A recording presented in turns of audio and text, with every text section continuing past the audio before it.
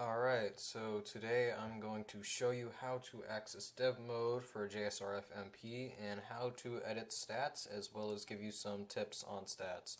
So first off, you want to get to your root where you extracted your file here. The thing we're going to be messing with mostly is this thing called play stats with a notebook icon next to it. I'll get into it later, but this is the thing you're going to want to be looking at. Don't mess with it yet though. First off, you want to make a shortcut of this. It's very simple. Right here you click create shortcut. I already did. Then you want to go to your shortcut. You want to go to properties and you want to type in this dash dev mode right here. So right there is what makes the game think that you're in dev mode, and you always want to make sure that you make a shortcut for it, otherwise it probably won't work properly. So to show that it's in dev mode, we're going to go into it. It'll open up in a second. Let it just load. Alright, so we see that the developer mode is enabled. We'll have all this developer tools. The things that it says is that it won't be able to play multiplayer online for obvious reasons. You won't be able to save your game beyond this point. That doesn't mean it deletes your save. It just means that anything you progress with after this point is not saved to your actual save file, so you're kind of in a stasis save thingamajig. So before we even go back into the game real quick, let's open up our play stats. Always open this as a note. You want to open this in Notepad. And right here we can see all of our statistics for all of the groups we're in. So obviously balanced group is going to be your beats stats. Cornering is actually immortals. Semi-cornering will be gum. We can go over all of these later, but most of them should be self-explanatory because they have the unique class on them. We'll explain them later, but for now I'm going to demonstrate it with the speed tank group, otherwise known as the noise tanks. So let me just go to my file here. I have written in all of the stats for some characters and copied them into this document, but recently I've been working on an Entei 3KP revision, and we're going to demonstrate the revision in here first. So let me just go back to the game real quick, and let's show you the difference of when I enter in stats and stuff. Did I close the stats file? No, I think it's open. Okay, doesn't matter. Anyways, what happens is that we're going to look at... Alright, so here's the original stats. These are current noise tank stats right now. We got the max health, excel, all of that good stuff. Let me back out of the game real quick. And before you go into the game, you want to put in all your revisions and stuff. There is a thing that says you can delete the play stats and it'll self-regenerate, but I would probably ask Screen about that again because I do not remember off the top of my head. So what I'm doing here is I'm entering all of my numbers into the proper places. Let me just finish up doing that real quick.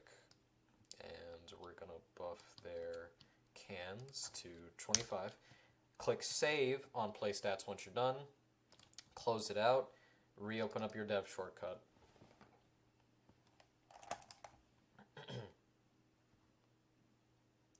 So now that we've opened up our dev shortcut here, let's go and check our stats for our character. Let's go to NT. Oh, we have changed our character stats right here. It's real simple.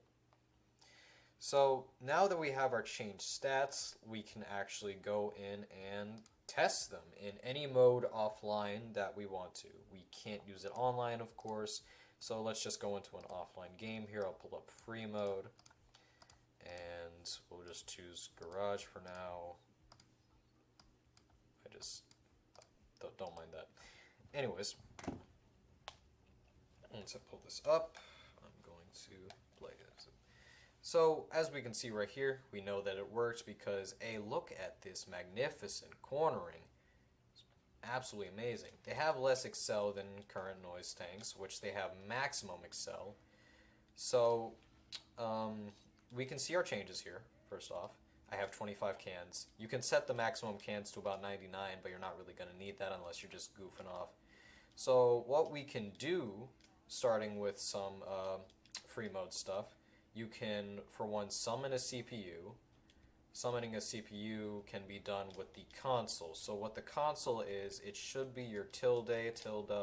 I I do not remember how to pronounce it off the top of my head, but it should be the thing under your escape key if you have a common QWERTY keyboard. So this is your dev console. A warning to players, though, it will act as the keyboard controls. So you might accidentally boost and stuff, just stay in a safe place. So here's some things that you can do while testing your character. For one, we would like to test online, but since we don't have that, we can spawn a CPU. So what you want to do is you want to do add bots, and I forgot if it was true or false, so I'm going to put just true real quick, and it will add a bot to the queue. So once we restart the game, go in, oh, there's somebody right there. Nice. So, oh snap, I actually got it right this time. What this does is it adds a random character to your queue. It can be anybody. And when you set it to add bot true, they will stay still. So mostly I use this for testing how many sprays I can do before killing somebody. I have no idea why they're jumping and stuff, but anyways, you can use this to test how many sprays you need. For this one, we did about Immortals Graffiti. I cut and pasted it. It's pretty good, actually. I think it's about 1.5 less. You can, once you kill them though, they won't respawn until you click restart. They don't auto respawn, as we can see in here. So what I'm going to do, I'm going to go back to the main menu real quick, and I will show you the CPUs in an offline environment in like Tagger's Tag Respawn or something like that. And you will see the chaos.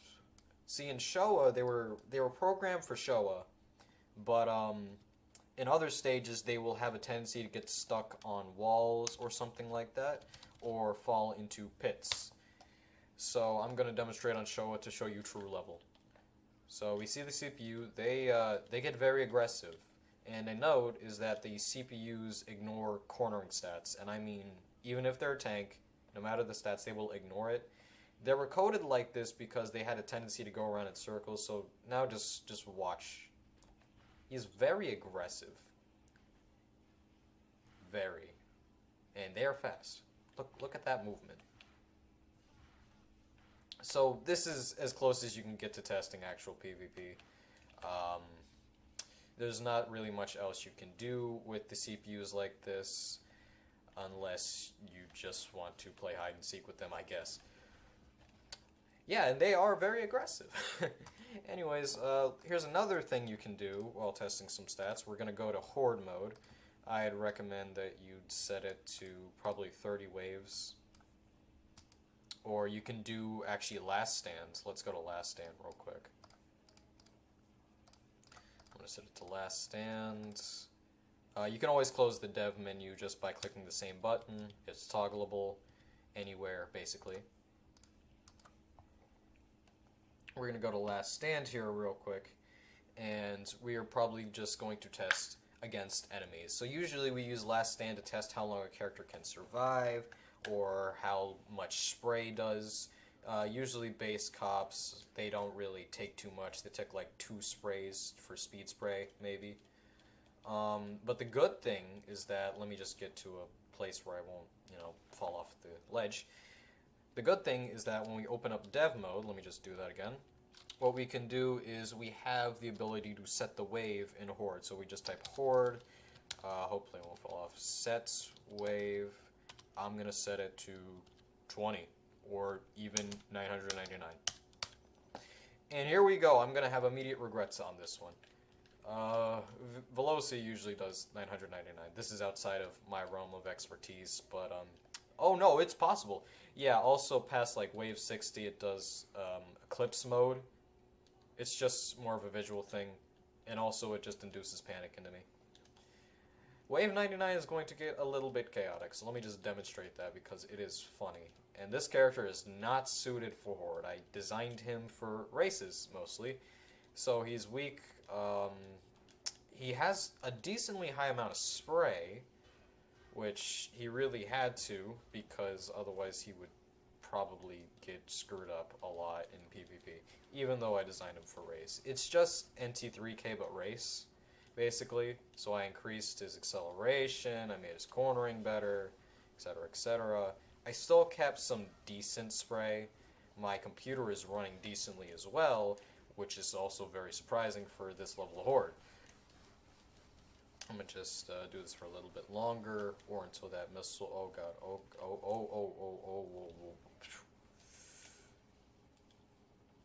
Anyways, I'm just going to do this until I perhaps die. Oh jeez! Oh jeez! Oh jeez!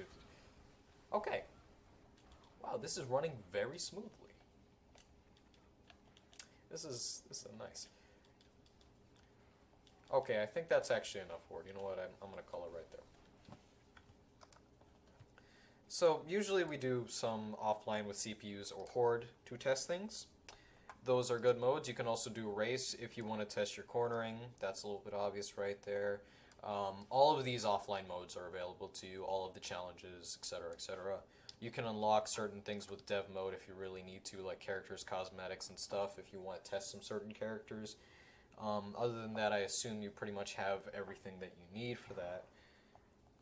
Some good things that you should probably look out for while doing dev mode stuff, some common sense things, is that when setting up your characters, you don't want to kind of just make stats blind. You're going to want to compare with some people. You're going to want to look at some differences, make sure it's a little bit balanced, you know. You just kind of, like I can check with Yo-Yo, I can check with anybody here.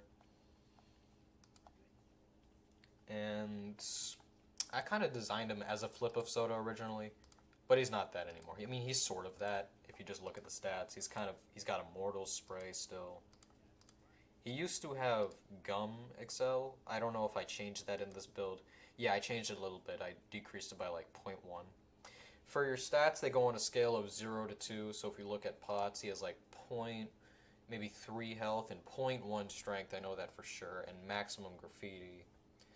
And for him, I made his health 1, I made his graffiti 1.4, maybe 1.35, I think I forgot. No, it's 1.4 for this one. Make sure that you consider things like, oh, is this going to be stronger than a certain character? Do they have enough weaknesses? You don't want to make a character too overpowered, right? This character has strength weakness and health weakness. We aim for like 2 or 3 weaknesses, maybe. That's a good standard to have. Maybe have like 1 strength. Like this character has acceleration and cornering as strength as compared to NT3000. So I kind of made him a flip of that instead. So NT3000 is a lot more beefy. So if you want to suggest some character balances, I would say go into this mode and you want to mess around with who's too strong, who's too weak, who do you think has a deficit in an area. Like, you can't just go in and say, oh, Akumu needs more acceleration because, I mean, he's meant to have that. And you really can't say, oh, Potts should have more strength because he's meant to be the lowest in strength. He is quite literally a meme. So make some informed changes, go in, test some numbers, make sure that they don't exceed some certain people. Like, you can't have this character maxed out. You can't have all stats too. That's quite obviously overpowered. But we made his cans 25 so that we can justify some of these, like, graffiti and stuff. If you want to suggest to people, Veloci is a good person to suggest stats to. You can always suggest stats to me. I'll take those in my direct messages. We mostly deliberate over stats. We do that often, so we'll probably take a little bit of time. We'll consider it. Right now, the game is it's fairly balanced. It's fairly balanced, but we still have room for stat changes. Some people have been saying Soda's cornering isn't good enough. I mean, quite literally, look at this. It's down by just little bits, even though he has more health and acceleration, for example. Anyways, that's kind of the gist of editing your characters. You can only do offline mode. You can't do online in dev mode. And you have your tools such as spawning enemies, spawning characters. You don't really need to worry about IDs except for enemies, but there is a way to see enemy IDs. So you can check on that yourself. And any other questions can be directed towards BCLabs. And I will sign off for that. Thank you for watching this video.